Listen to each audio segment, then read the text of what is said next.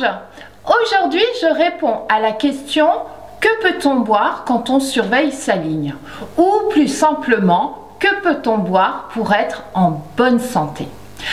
Bien évidemment, ma première réponse est qu'il est important de boire de l'eau. Alors, pourquoi ça? Parce que notre corps est composé entre 60 et 70% d'eau.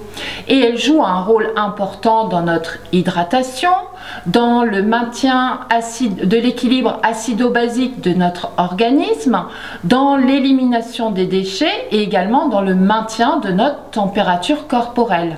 En effet, grâce à l'eau, notre corps a une température constante d'environ 37 degrés.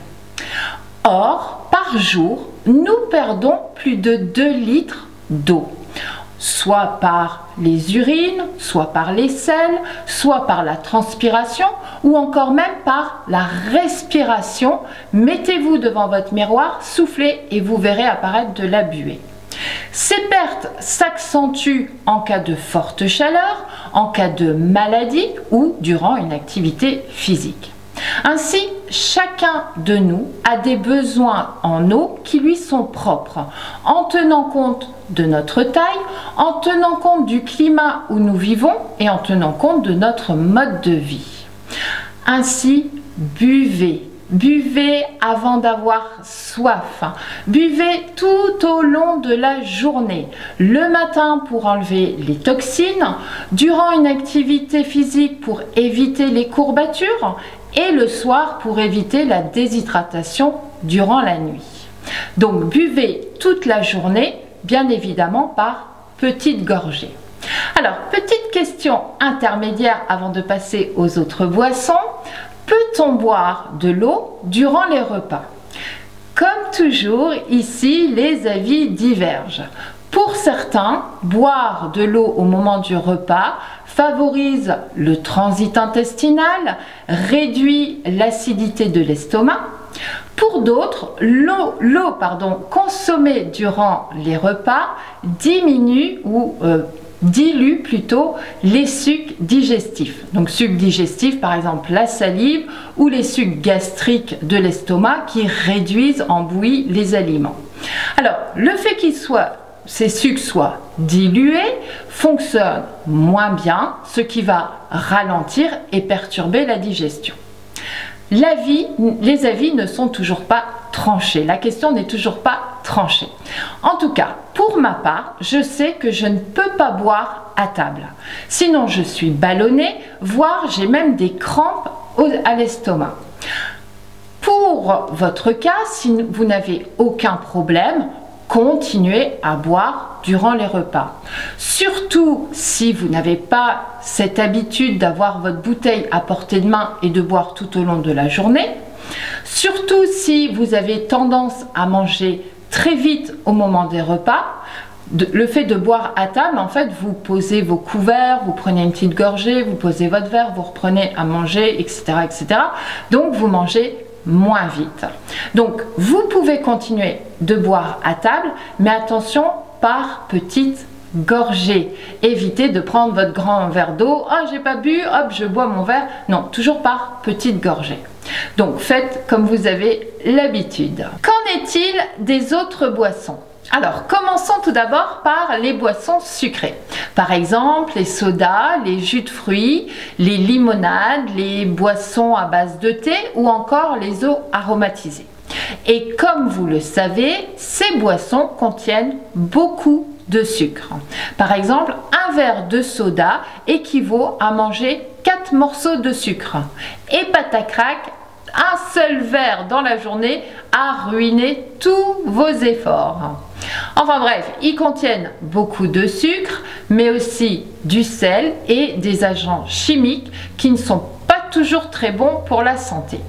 Alors certains d'entre vous vont me dire: oui, mais moi je bois des jus de fruits 100% pur jus sans sucre ajouté.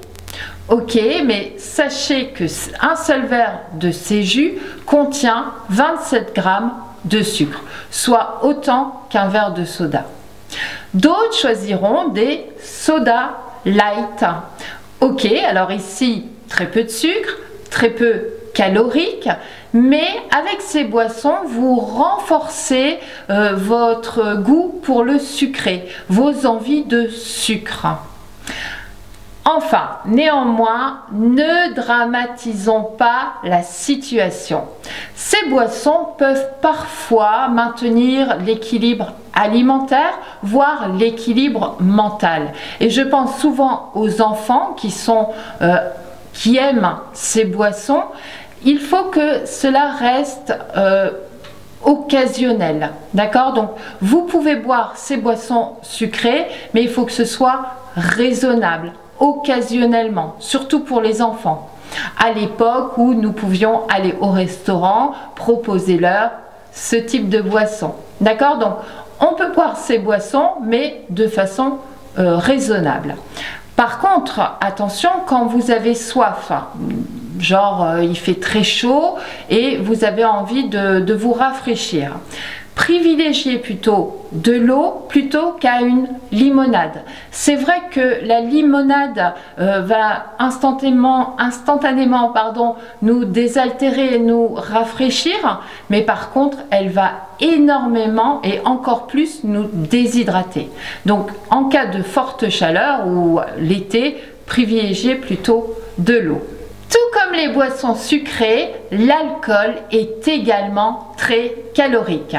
En plus de ça, il favorise la rétention des graisses au niveau du ventre et des hanches et augmente notre appétit, généralement dirigé vers des aliments riches en matières grasses. Mais l'alcool, et surtout en France, fait partie d'un rituel gastronomique. Il est tout à fait culturel de boire un petit verre d'alcool à l'apéritif, de boire du vin pour accompagner sa viande, son poisson ou encore du fromage.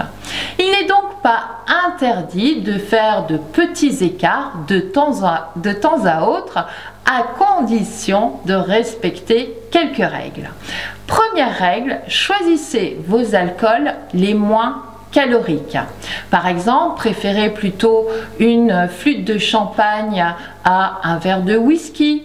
Préférez un verre de vin plutôt qu'un verre de bière. Ou encore, buvez du cidre qui est un alcool très peu calorique. Deuxième règle, quand vous prenez un verre d'alcool, évitez de manger trop de matières grasses. Généralement, à l'apéritif, on boit de l'alcool et en même temps, on mange des chips. Il faudra faire un choix, alcool ou biscuits salés à l'apéritif.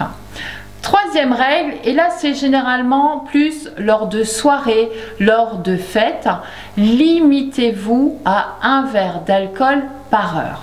Alors je sais, on a l'impression que c'est énorme, mais faites le test. Vérifiez que vous buvez bien un verre d'alcool par heure. En plus de ça, lors de ces soirées ou de ces fêtes, alternez un verre d'alcool, un verre d'eau. D'accord? Parce que l'alcool déshydrate énormément. D'accord? Puis en plus de ça, on sait que l'alcool pèse sur la balance, mais il a également d'autres effets nocifs sur notre organisme. Donc pas interdit, mais de temps à autre, on s'autorise un petit verre. À côté de ces boissons très caloriques, nous avons le café et le thé. Et ces boissons peuvent favoriser la perte de poids. En effet, ils ont des propriétés diurétiques et ils augmentent notre métabolisme, c'est-à-dire qu'ils activent la combustion des graisses. En plus de cela, le café et le thé réduisent les risques de maladies cardiovasculaires. Le café contient beaucoup d'antioxydants, plus que le thé, ce qui permet donc de nettoyer notre organisme. Quant au thé, le thé noir va nous permettre de nous déstresser, de calmer nos nerfs, et le thé vert va diminuer la pression artérielle. Mais comme tout aliment, il ne faut pas en abuser. En effet, ces breuvages ont la réputation de tacher nos dents, d'aggraver les symptômes d'inflammation, de neutraliser l'action du fer et d'augmenter le cholestérol, surtout si le café n'est pas filtré.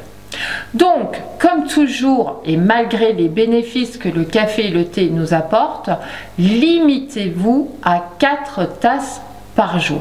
Bien évidemment, sans ajouter de sucre. Alors, vous pouvez ajouter des édulcorants, mais pas de carré de sucre. Et donc, comme vous l'avez compris, rien n'est interdit. C'est comme toujours une question de quantité, ou oserais-je dire, une question de modération. Bien évidemment, concernant l'eau, aucune modération. Buvez avant d'avoir soif. Buvez tout au long de la journée par petites gorgées et ayez l'habitude d'avoir à portée de main votre bouteille d'eau. D'ailleurs, la mienne est ici. Allez chercher la vôtre, on va faire un petit chin-chin. Et sinon, on se retrouve mercredi pour du renforcement musculaire. Aucun muscle ne sera épargné. Et samedi prochain, je ferai une petite démonstration d'une machine fabuleuse, extraordinaire. Je laisse un petit peu de suspense et on se retrouve samedi prochain. En attendant, je vous embrasse et je vous dis à très bientôt.